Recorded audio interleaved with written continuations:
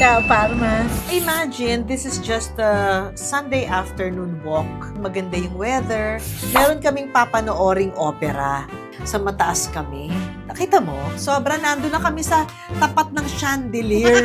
Palakpakan, yes!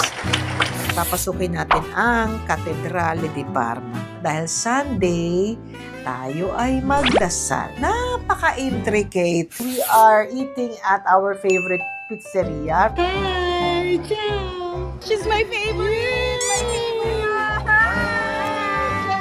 Our kababayans. Kahit saan man kayo parte ng mundo, sana isama nyo ako sa moments ninyo.